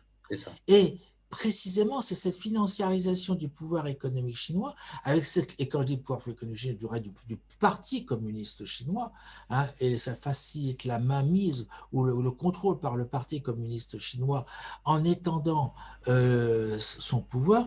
Et c'est ce qui fait que la distinction du rôle de la Chine en tant qu'entité politique et en tant qu'entité économique, hein, est très difficile. Et d'autre part, ça ne peut pas être comparé directement à une éventuelle dualité que l'on pourrait trouver dans les pays occidentaux. Donc c'est peut-être un biais par lequel il faudrait précisément analyser ces présences dans les agences onusiennes, d'autant plus que l'on voit aussi se produire, parce que là aussi il y a ces problèmes de notion de modèle qui est une notion très floue et très flexible dès lors qu'on parle de la Chine, parce que ce sont des mots qu'elle envoie comme ça dans la nature qui lui reviennent. Il y a une espèce de jeu de ping-pong qui se fait à ce propos. Mais bon, je suis en train de partir sur autre chose, mais je reviens à ce que je voulais dire. Ce que l'on voit à l'ONUDI, qui était une agence qui a été investie par la Chine, et aujourd'hui le relais se fait vers vraisemblablement un économiste éthiopien qui a été un des agents des réformes économiques chinoises, mais surtout indirectement le VRP de l'économie chinoise, des entreprises chinoises en Éthiopie. Et donc, je ne sais pas dans quelle mesure il serait légitime de comparer ce qui peut se produire, qui pourra se produire à la FAO, ou qui va se produire à l'ONUDI, ou qui a pu éventuellement se produire aussi à l'OMS, c'est-à-dire qu'en fait, on est en train de rentrer politiquement dans des institutions pour basculer vers un lobbying économique, mais le lobbying n'étant pas celui d'entreprises identifiées, mais étant en fait une entreprise pays. C'est pas clair. Hein, je suis désolé, mais c'est un petit peu ce que me suggère comme réflexion et la discussion que j'avais hier et l'exposé que tu viens de faire aujourd'hui. Oui.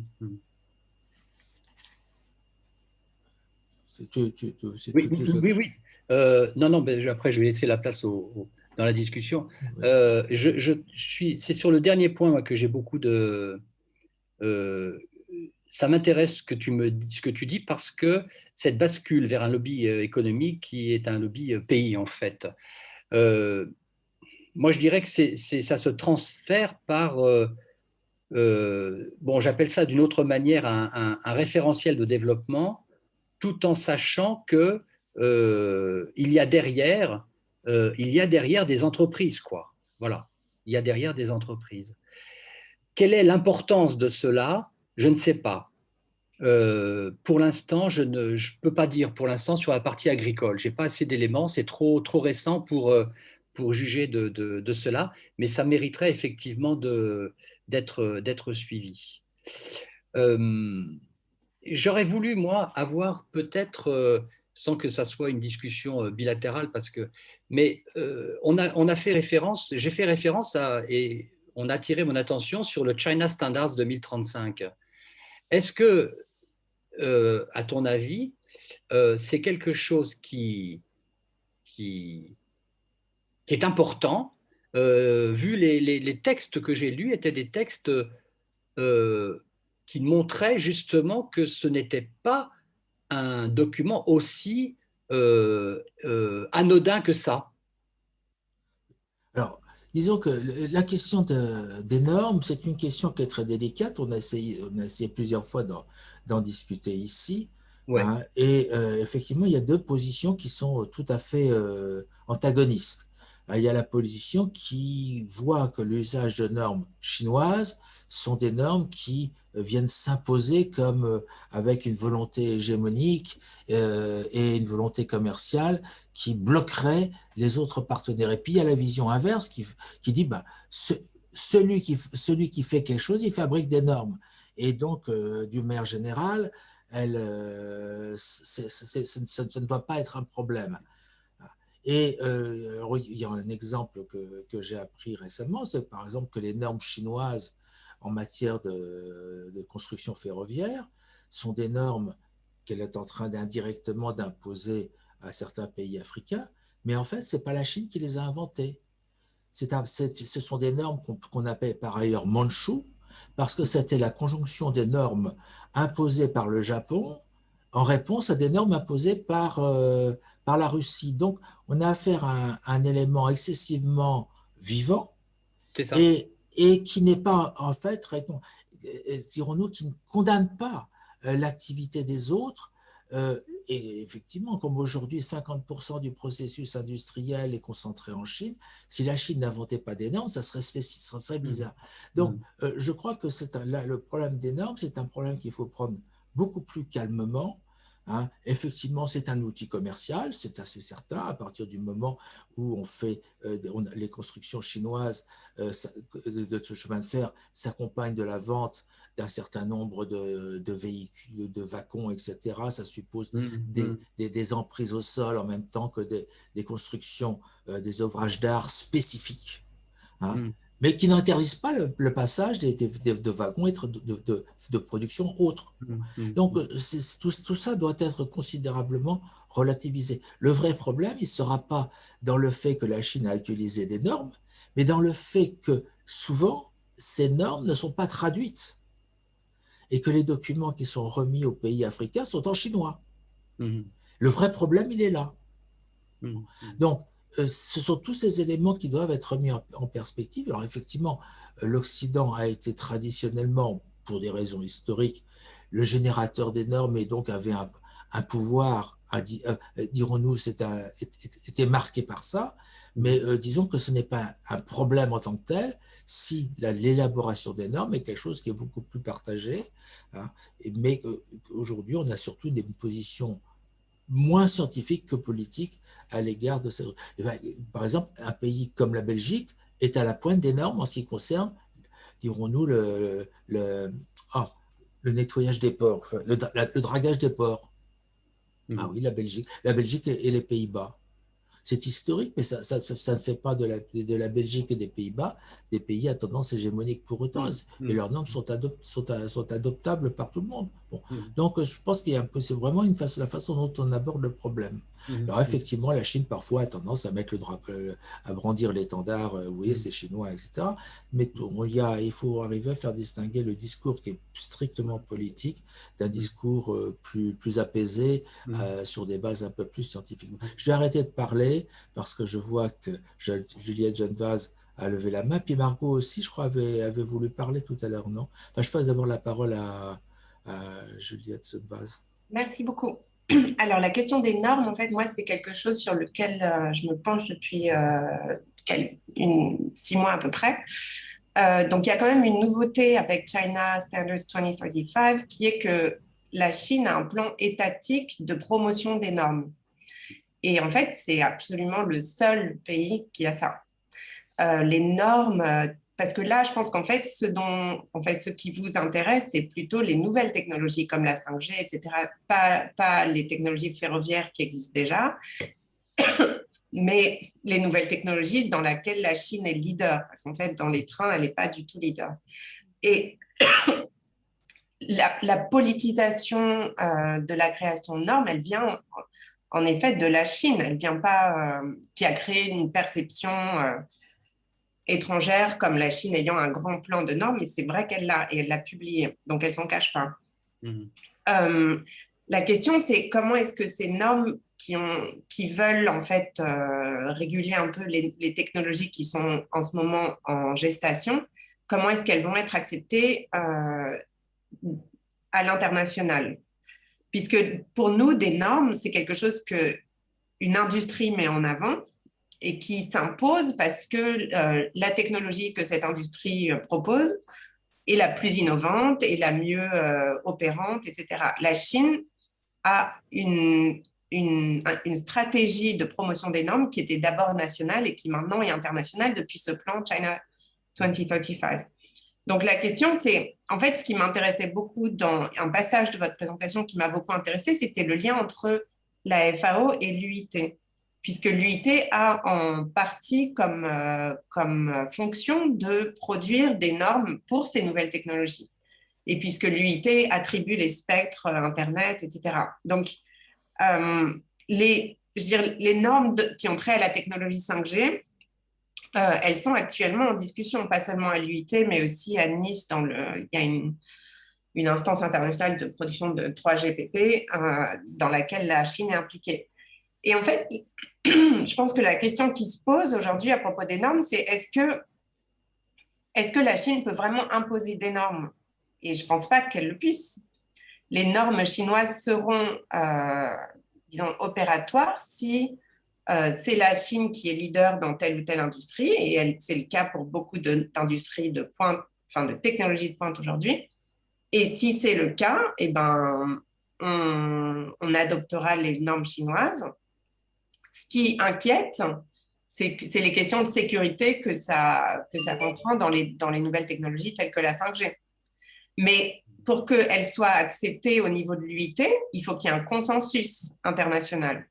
Donc, moi, la question des normes, en fait, les préoccupations qu'elles soulèvent, je ne suis pas sûre qu'elles soient très justifiées, puisqu'il faut de toute façon un consensus international pour qu'elles soient acceptées. Mais la nouveauté de la Chine, c'est cette politisation de la promotion de la production des normes par un pays et non plus par des industries. Oui, c'est ça, c'est ça. Donc, je n'ai pas de réponse à la question. Donc, on en revient à la problématique que je décrivais à l'instant. Oui, sauf que c'est vrai que ça a changé parce que la Chine est désormais leader dans un certain nombre de technologies qui ont potentiellement un impact assez structurant. Et en effet, je crois que beaucoup de pays africains sont en tout cas, sont équipés en infrastructures qui vont recevoir la 5G, etc. Donc, c'est certain, à mon avis, que l'Afrique va être un terrain un peu d'expérimentation pour les normes que veut promouvoir la Chine. Ah oui, c'est exactement ce que, enfin, l'article, la réflexion du Crédit Agricole sur cette question-là. Enfin, Je le regarderai. Ouais. C'est vraiment très intéressant, et de même que l'ambassade de France à Pékin. C'est franchement, ça va dans ce sens-là. Bon, après. Et en fait, pour moi, la grande question, c'est est-ce que la Chine est capable de générer un consensus sur des technologies innovantes? C'est assez intéressant, mais c'est certain que c'est devenu un acteur incontournable. Et une question aussi intéressante, c'est qui sont les acteurs chinois qui proposent ces normes? Est-ce que c'est des industriels? Moi, je pense que oui. Et ils ne peuvent pas être toujours manipulés par le parti. Certes, ils auront des comptes à rendre au parti, mais c'est d'abord des industriels dont le secteur a été subventionné par l'État chinois, mais ça reste des acteurs industriels. Donc, désolé de ne pas répondre à la question, mais c'est sûr que moi, c'est une question qui me passionne. Moi aussi, je trouve ça vraiment très, très intéressant, et mon attention a été portée là-dessus, je dis, par des responsables de Français à Pékin, en se disant, là, il y a un sujet sur lequel on n'a pas de réponse, on laisse la question ouverte. Enfin, voilà, on est un peu tous dans cette même expectative, notamment sur les effets sur le secteur agro-industriel, et sur les chaînes de valeur. Voilà, ils étaient interrogatifs là-dessus, sans crier, sans avoir peur. Ce n'est pas du tout en termes de menaces ou quoi que ce soit, de se dire il se passe quelque chose et on a du mal à instruire ce quelque chose. Voilà, voilà. Pour rebondir un peu là-dessus, en partie en tout cas, est-ce qu'on a des documents, des articles qui traitent un petit peu plus profondément des stratégies commerciales et ou politiques de ces grandes entreprises d'État chinoises comme la Sinochem, comme COFCO par exemple, que j'avais étudié un peu en Côte d'Ivoire, moi, dans le l'EVA, le cacao, et leur lien avec le poids croissant de la Chine en tant que tel dans les organes internationaux, dont la FAO? Est-ce qu'on a des documents ou des pistes de réflexion dans ce domaine-là un petit peu? Et après, ta présentation était vraiment passionnante parce qu'elle amène plein de questions, comme on le voit un petit peu maintenant. Bon, je les livre en vrac, c'est plus des pistes que des questions en tant que telles, mais là, en octobre, j'avais actualisé un petit peu la Land Matrix, et je m'étais rendu compte qu'en 2018, la Chine était vraiment à peu près la 10e place des accapareurs de terre, entre guillemets, en Afrique, et en 2020, elle est passée au 2e rang. Donc, c'est assez intéressant aussi de relier tout ça aux grandes entreprises, à la politique, etc., chinoise, agricole ou industrielle. Il y avait également le passage sur la récolte bord-champ qui m'intéressait beaucoup pour l'arachide au Sénégal, mais on peut penser également au cacao en Côte d'Ivoire, etc. Donc, comment ces grands groupes chinois, ou en tout cas chinois pour faire court, vont créer un réseau de récolte bord-champ, quoi. C'est un truc quand même assez hallucinant, de mon point de vue en tout cas. Ça, c'est hyper intéressant, je trouve. Après, comme on l'avait vu en 2014, Jean-Jacques, avec la recherche CIRAD, on n'a toujours pas vraiment, ou enfin je me trompe peut-être, mais je ne crois pas, on a toujours très très peu de coopération finalement avec les grandes organisations comme Africa Rice, etc., en Afrique et la Chine. Et donc ça, c'est quand même quelque chose qui est assez révélateur un petit peu du jeu chinois en la matière, en quelque sorte. J'avais une autre question aussi sur le rôle de la CIPCA, l'agence de développement chinoise, qui a l'air plutôt aujourd'hui prioriser la santé, on va dire le domaine sanitaire avec la Covid. Mais est-ce que tu as des retours un peu au niveau agricole là-dedans? Et puis, qu'est-ce que j'ai noté? Ah oui, est-ce que tu as plus d'éléments sur une certaine influence ou un exemple d'influence chinoise dans un pays africain dans les stratégies de sécurité alimentaire nationale, éventuellement? Et puis, si je peux me permettre enfin, il y avait une question de Pauline Bonnet et une réaction de Ulrich Schwarkens. Donc, Pauline te demandait si le discours chinois a évolué vers la prise en compte de la question écologique dans ce développement de l'agrobusiness. Et Ulrich Schwarkens, c'était plutôt une contribution, disait qu'en ce qui concerne la pêche, les ressources halieutiques, elle a vu des entrepreneurs chinois directement traiter avec les pêcheurs en leur proposant un prix et en vendant le produit, donc les ressources halieutiques, à prix fort en Chine. Bon, merci pour toutes ces questions qui sont vraiment intéressantes. Alors, il y en a auxquelles je ne sais pas, d'autres, je ne peux pas répondre, d'autres, je vais essayer de donner quelques éléments.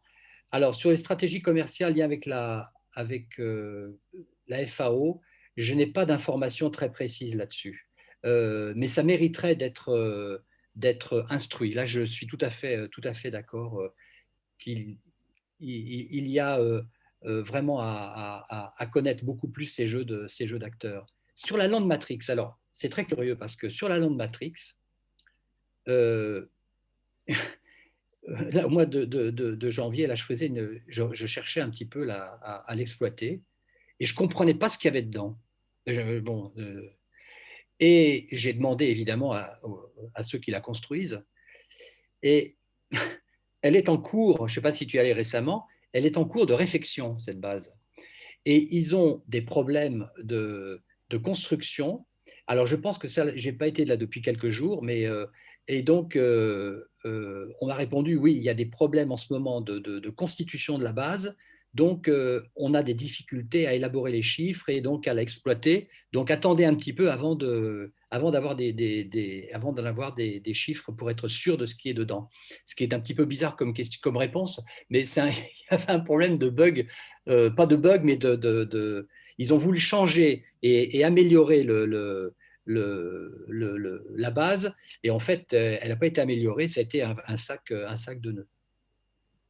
Donc, attendons. Et donc, je ne peux pas dire si véritablement, au niveau de la Land Matrix, à partir de la Land Matrix, la Chine devient un gros, très fort dans les acquisitions de terres par rapport à ce qui se passait en 2014. J'ai, de façon qualitative, posé la question au responsable de la base, la Warden Sioux, qui m'a dit non.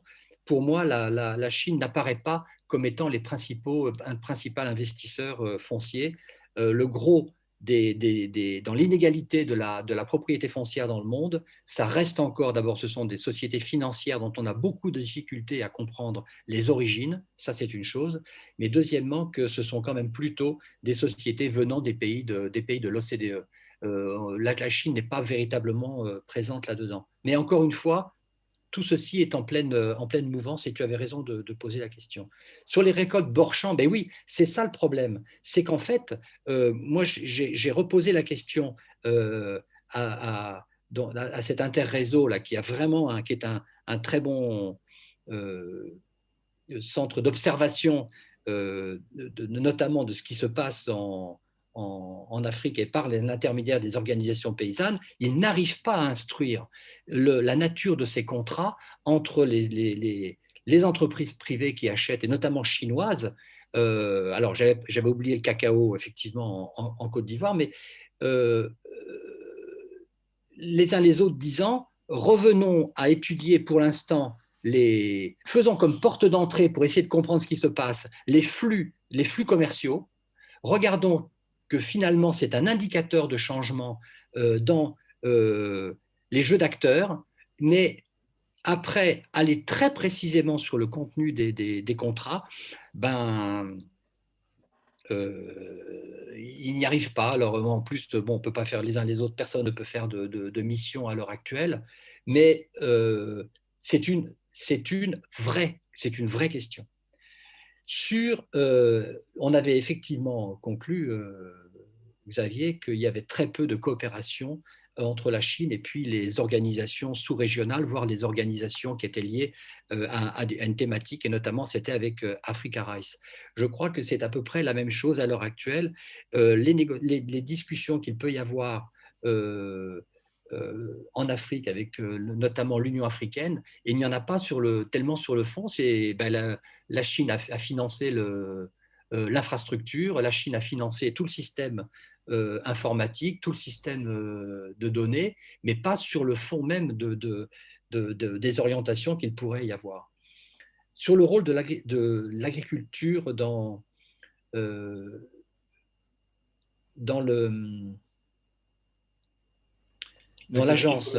l'agence de développement SIDCA,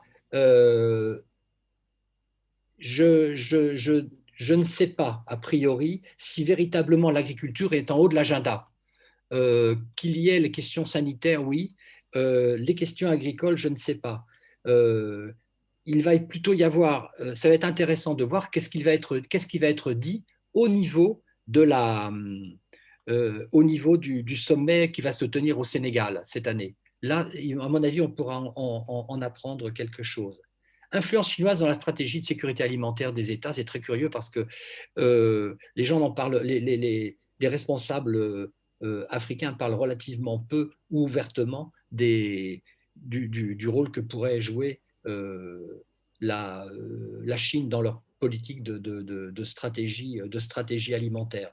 Mais d'un autre côté, ils ne privilégient pas plus un bailleur de fonds qu'un autre, compte tenu du fait que les besoins sont gigantesques. Donc, à la limite, ils sont prêts à prendre tout, et je ne dis pas tout et n'importe quoi, c'est pas n'importe quoi, mais tout est bon pour financer le secteur, quoi. Donc, dès qu'un projet arrive au Burkina, alors le Burkina, c'est très symbolique, hein, arrive au Burkina pour dire qu'on va développer le mil et on a trouvé la solution pour faire du mil pluvial qui résiste à la sécheresse, etc., etc., ils ouvrent grand les portes.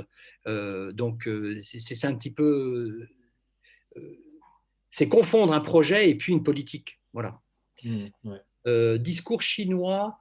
et alors, les deux dernières questions qui étaient posées, je ne les ai pas retenues, mais il y en a une que je ne sais pas. Sur la partie pêche, je ne suis pas compétent. Ouais. La question de Pauline Bonnet, c'était: le discours chinois a-t-il évolué vers la prise en compte de la question écologique dans ce développement de l'agrobusiness? Non, c'est un véritablement, alors là je ne vais pas être caricatural, mais c'est quand même, on verdit un discours, mais la question de fond sur la prise en compte justement environnementale, de durabilité, elle n'est vraiment pas mise en avant. Ce qui est mis en avant, c'est la productivité, c'est l'augmentation des rendements, c'est trouver des chaînes de valeur, et puis voilà. Donc c'est pas la dimension environnementale est concrètement très peu présente. Même si le discours il peut être verdi, mais tout le monde verdit un discours, hein, les plus grosses sociétés verdissent ce discours. Hein, Je vais passer la parole à Marco qui depuis tout à l'heure attend. Ah oui, bien sûr. Marco. Ah. Oui, c'est bon. Merci. Oui, moi j'avais une question aussi sur le lien entre les normes aussi et les instruments de mesure que promeut la Chine, parce que l'absence de l'agroécologie, de mon point de vue, elle semble très liée aux instruments, aux technologies que la Chine cherche à promouvoir, notamment sur la mesure, l'observation des sols. Et donc, du coup, en fait, elle a un rôle prégnant dans le développement de technologies d'observation des sols par le ciel, système d'information géographique, tous ces observatoires environnementaux satellitaires, et du coup, qui contribuent aussi à désancrer ces politiques multilatérales des écosystèmes locaux et à évincer un certain nombre de questions, notamment le règlement des conflits fonciers, des inégalités, qui sont absents du coup de ces nouveaux modèles d'observation.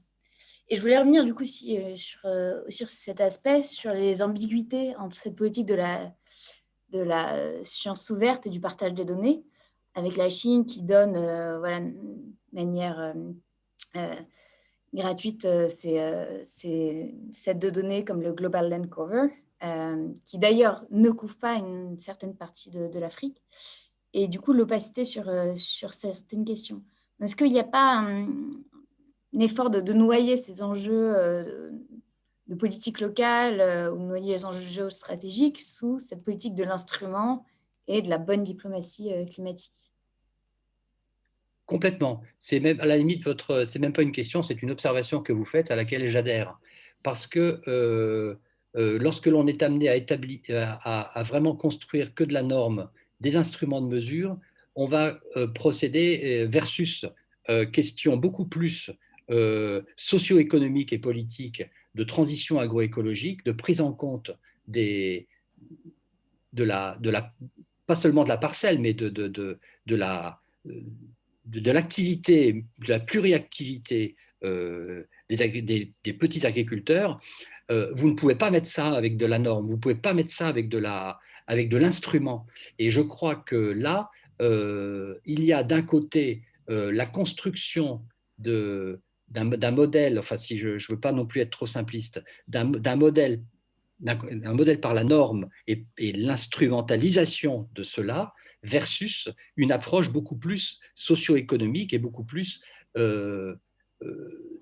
beaucoup plus socio-économique, politique. Les enjeux, comme vous l'avez dit, bien évidemment, de conflits fonciers n'apparaîtront jamais dans un système d'information géographique, par exemple. Hein. Et on fait de l'observation des sols sur la situation en matière peut-être de baisse de fertilité, etc., etc. Mais ce n'est pas ça qui est vraiment l'essentiel. Et on est dans une situation, je suis tout à fait d'accord avec vous, où il y a une ambiguïté qui est tout à fait maintenue et confirmée. Oui. Juliette?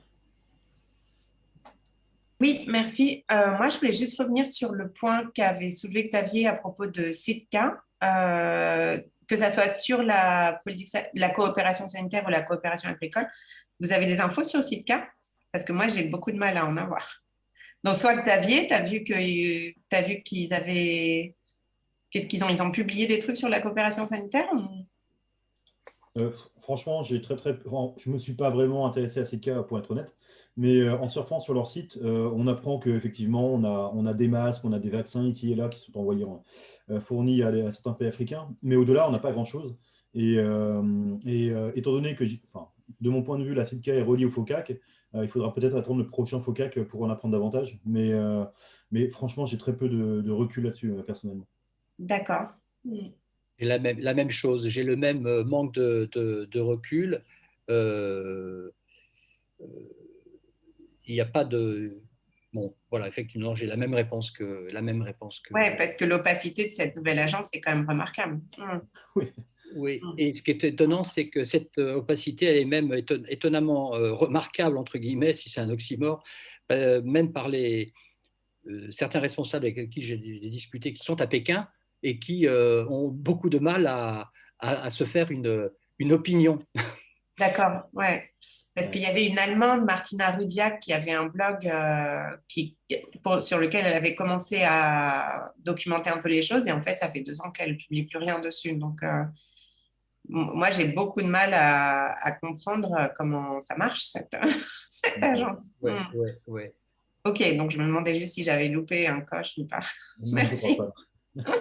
À moins que Thierry en ait, peut-être. Ah non, absolument pas, absolument pas. Non, non, non. Sur ça, je serais intervenu d'office, mais non, pas du tout. Je me taisais Dommage. parce que j'essayais d'apprendre quelque chose. Ok, tant pis pour moi. Merci. Ah ben non, vous savez que vous êtes au même niveau que les autres, au moins. C'est déjà ça de gagner. Ouais. Mais je crois qu'on n'est pas les seuls à être un petit peu dans cette incertitude sur la naissance. Hein. Enfin, j'ai l'impression. Ouais. Alors, bon. Et sinon, sur la question des normes, on pourrait peut-être imaginer l'année prochaine inviter quelqu'un du Déméter, du club Déméter, comme Abyss ou Brun, qui pourrait nous parler effectivement des normes, entre guillemets, chinoises dans l'agriculture. Et les relier peut-être aux normes russes également, parce que la Russie, quand même, a un plan agricole assez phénoménal à ce niveau-là, avec la 5G, avec les nouvelles technologies. Ce serait peut-être pas inintéressant de se pencher là-dessus. Vous êtes chargé de cette mission, Xavier, hein? Avec plaisir. Oui, non, mais c'est une très bonne suggestion. Peut-être que, entre guillemets, dans un an, on aura plus d'informations là-dessus. Moi, j'ai ouvert entre guillemets, ce chantier parce que j'avais l'impression qu'il y avait des points à développer. Mais je me suis rendu compte aussi que les 5-6 entretiens que j'ai eus avec des collègues au sein de la FAO ne connaissaient même pas l'existence de China Standard 2035, quoi.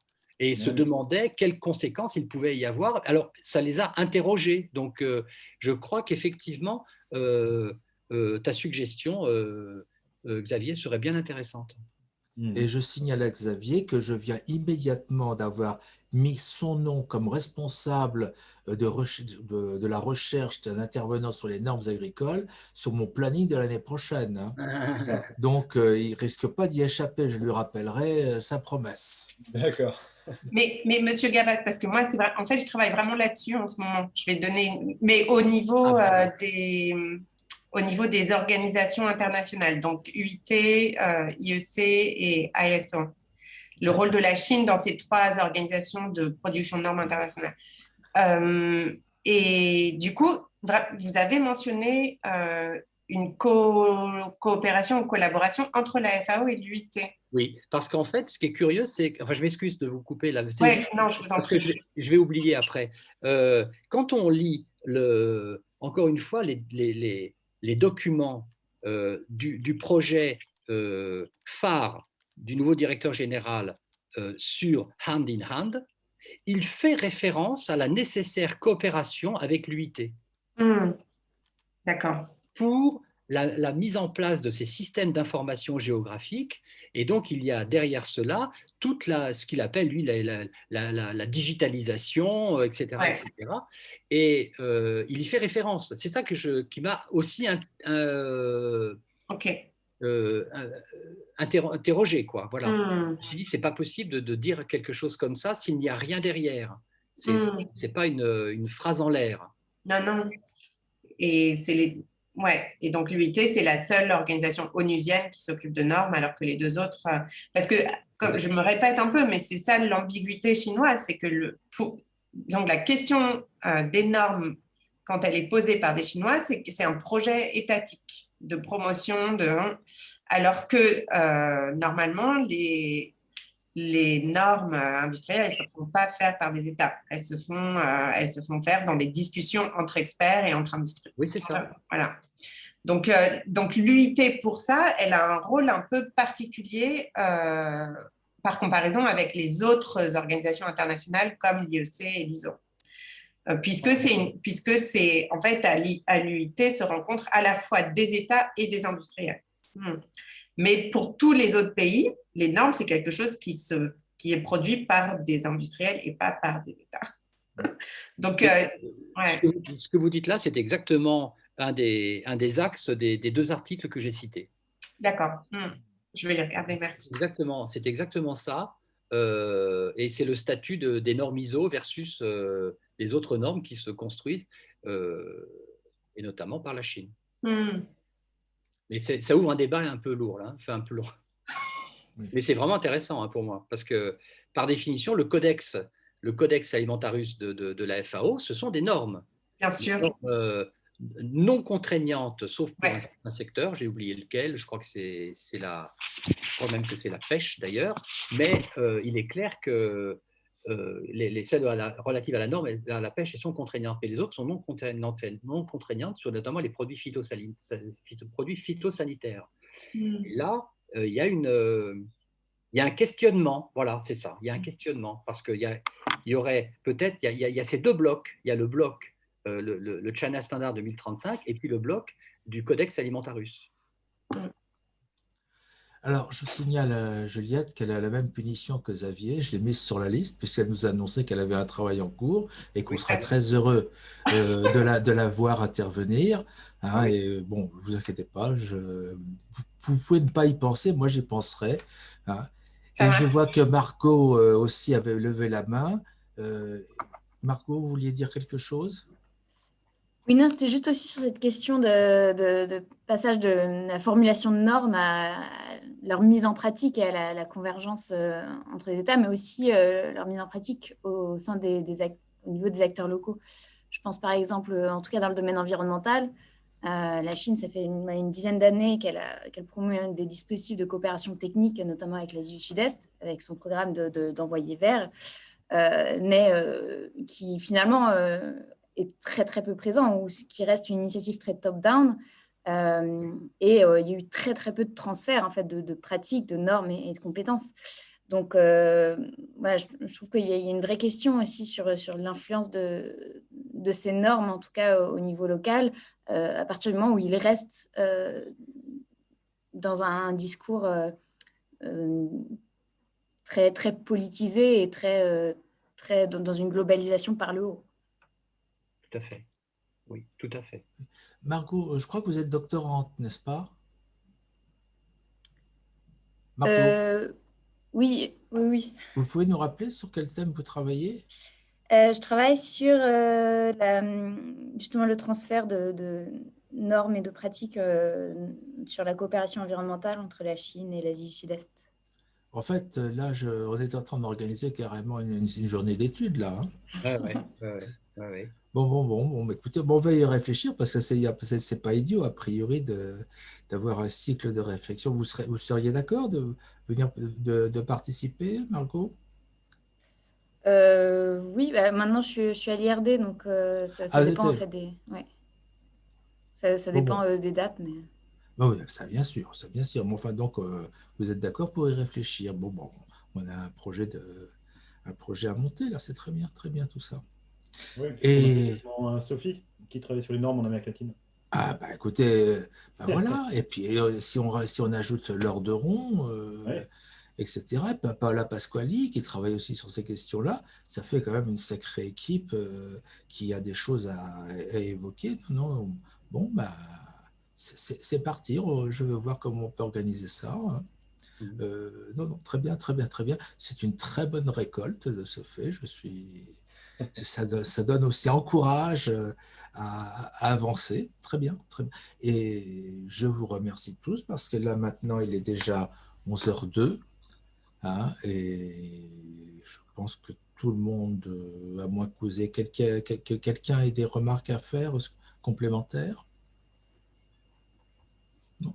Je vous signale que la prochaine séance qui a lieu dans 15 jours, nous recevrons un mes anciens étudiants qui s'appelle Joran, qui va parler de la corruption dans les relations ougando-chinoises.